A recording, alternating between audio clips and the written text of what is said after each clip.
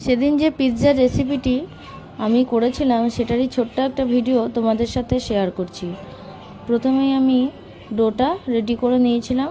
তার জন্য উষ্ণ গরম জলের মধ্যে সামান্য ইস্ট দিয়ে একটু ঢাকা দিয়ে রেখেছিলাম। তার মধ্যে সামান্য চিনিও দিয়েছিলাম। ইস্টটা একটু অ্যাক্টিভেট হওয়ার পর সেটা দিয়েই আটা আর ময়দা সমান পরিমাণে নিয়ে তার মধ্যে সামান্য তেল দিয়ে ইস্টের জলটা দিয়ে আর নুন দিয়ে ভালো করে নরম করে ডোটা মেখে নিয়েছি। ডোটা কিন্তু 10 মিনিট ধরে একদম ভালো করে মেখে নিতে হবে। তারপর ঢাকা দিয়ে 2 ঘন্টা রেখে দিয়েছিলাম।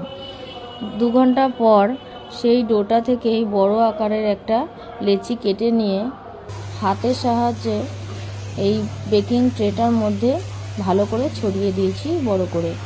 তারপর ফুটো ফুটো করে দিয়েছি, একটা ছুরি দিয়ে কাঁটা চামচ দিয়েও করা যায়।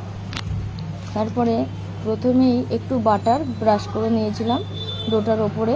তার উপরে দিয়েছিলাম একটু পিৎজা সস। তারপরে ছেড়ে দিয়েছিলাম চিকেনের যে তন্দুরিটা বানিয়ে নিয়েছিলাম সেটা, আর ক্যাপসিকাম, টমেটো, পেঁয়াজ, কর্ন সেদ্ধ করে রেখেছিলাম সেটা ভালো করে ছড়িয়ে দিয়েছি। তারপরে ওপরে বেশ কিছু গ্রেট করা চিজ ছড়িয়ে দিয়েছি। তারপর চিলি ফ্লেক্সও ওপরে ছড়িয়ে আর একটু অরিগানো দিয়ে দিয়েছি। তারপর কনভেকশন মোডে মাইক্রোওভেনটা একটু প্রিহিট করে 160 ডিগ্রিতে 20 মিনিট বেক করে নিলেই রেডি এই পিৎজাটা।